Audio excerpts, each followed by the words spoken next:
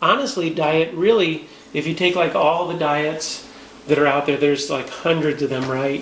Protein Power Plan, the Atkins, the cabbage soup diet. We've tried them all, right? So if we take these diets, Jenny Craig, Weight Watchers, whatever, and we could basically break them into two mindsets in weight loss. There's basically two theories of weight loss, okay?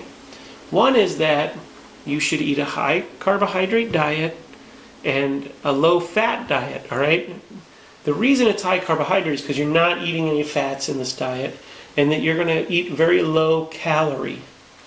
And so this diet is the one that's been the prominent diet in the United States for the majority of years, has been endorsed by most of the healthcare community. You'll even, if you went and consulted with a nutritionist, you might even be given this diet, okay? Or a diet that's focused this way. And there's some pros and cons to it, okay? And then there's the high protein diets, right? And those diets are higher in protein, lower in carbohydrate, okay? And they're not high in fats. There is fats in them, more allowed maybe than in a high carbohydrate diet, but they're also actually low, for the most part, low in calorie. They're not as low typically as the carbohydrate diets or the low fat diets, okay? And so, well, now we can narrow it down to two choices. That's really easy for us. We have a 50-50 shot of losing weight. Which one are you going to pick, right?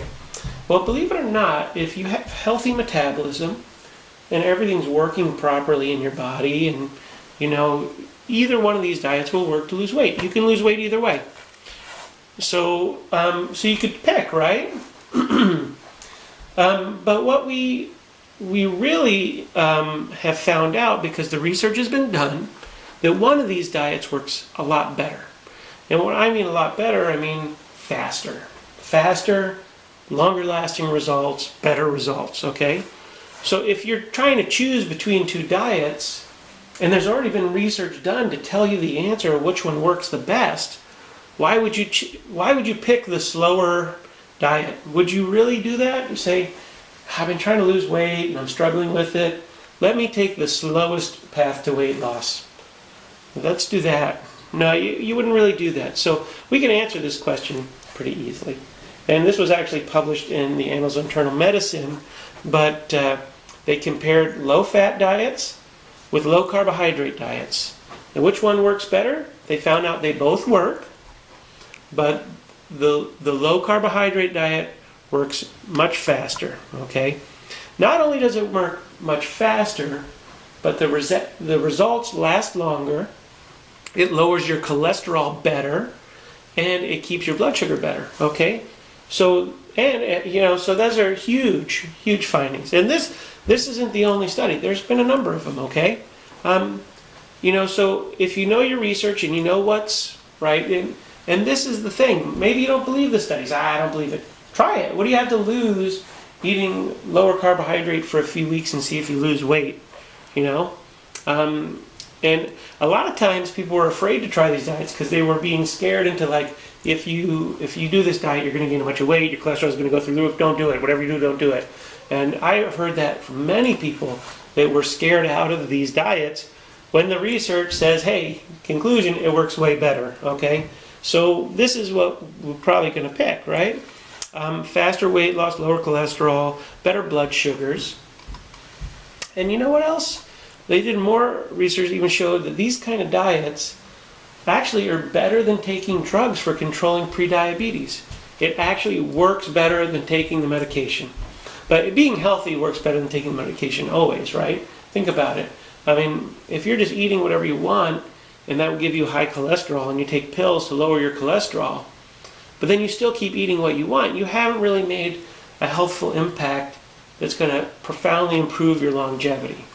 But if you were to change your diet and lower your cholesterol and start working out and exercising and being real proactive, and that became your lifestyle, and you kept your cholesterol down, you kept the good habits, You got a much better long-term outcome. You're not taking medication. So this is the kind of what I'm a very big proponent of. But it's all about your life's choice. You know, I can't tell you how to live your life. I can't watch everything that you eat. If you make this choice, you have to stick with it. You can't just, hey, I'm going to lose a couple pounds, then go right back to eating the way that I was eating before, or just eating stuff I know is totally bad for me, and ignoring the fact that my cholesterol could be high, but last time I checked it, it was low.